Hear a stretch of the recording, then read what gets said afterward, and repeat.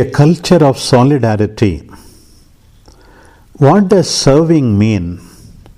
Serving means giving an attentive welcome to a person who arrives. It means bending over those in need and stretching out a hand to them without calculation, without fear, but with tenderness and understanding, just as Jesus knelt to wash the apostles' feet. Serving means working beside the neediest of people, establishing with them, first and foremost, human relationships of closeness and bonds of solidarity. Solidarity, this word that frightens the developed world. People try to avoid saying it. Solidarity to them is almost a bad word, but it is our word. Serving means recognizing and accepting requests for justice and hope, and seeking roads together, real paths that lead to liberation. The poor are also the privileged teachers of our knowledge of God. Their frailty and simplicity unmask our selfishness, our false security, our claim to be self-sufficient. The poor guide us to experience God's closeness and tenderness, to receive His love in our life, His mercy as the Father who cares for us, for all of us, with discretion and with patient trust. From this place of welcome, encounter and service, I would therefore like to launch a question to everyone, to all the people who live here in this diocese of Rome, to ask themselves, do I bend down over someone in difficulty, or am I afraid of getting my hands dirty?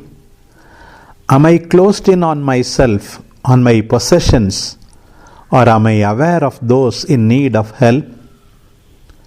Do I only serve myself, or am I able to serve others like Christ, who came to serve even to the point of giving up His life? Do I look in the eye those who are asking for justice, or do I turn my gaze aside to avoid looking them in the eye? The second word, accompanying. In recent years, the Asthali Center has progressed. At the outset, it offered services of basic hospitality, a soup kitchen, a place to sleep, legal assistance. It then learned to accompany people in their search for a job and to fit into society.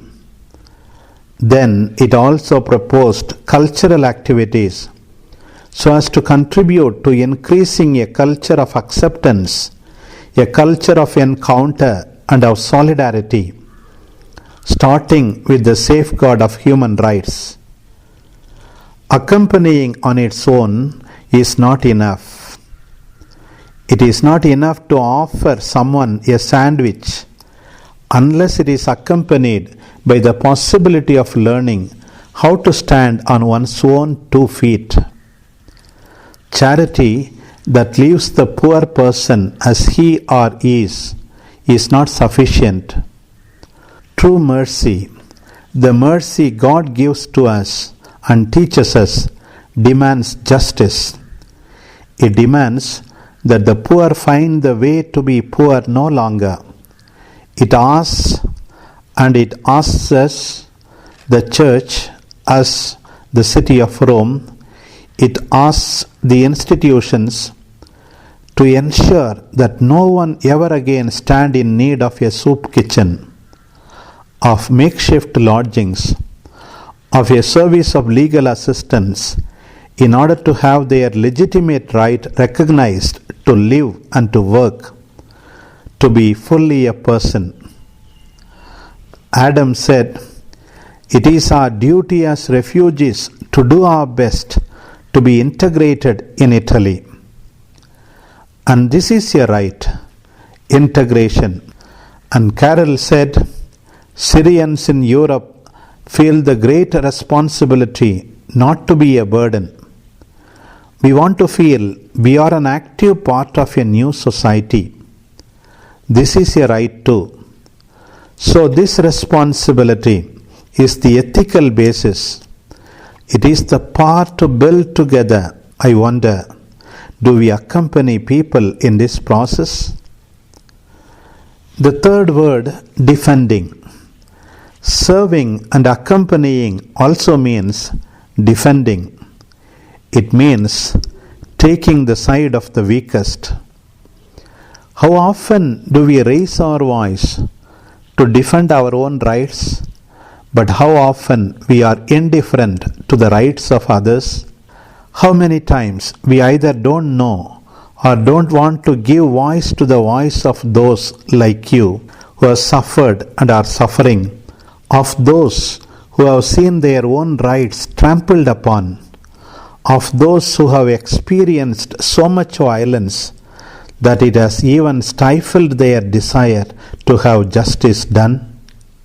It is important for the whole church that welcoming the poor and promoting justice not be entrusted solely to experts, but be a focus of all pastoral care, of the formation of future priests and religious, and of the ordinary work of all parishes, movements, and ecclesial groups. In particular, this is important, and I say it from my heart. I would also like to ask religious institutions to interpret seriously and with responsibility this sign of the times. The Lord calls us to live with greater courage and generosity, greater hospitality in communities, in houses, and in empty convents. Dear male and female religious, your empty convents are not useful to the church if they are turned into hotels and earn money. The empty convents do not belong to you. They are for the flesh of Christ, which is what refugees are.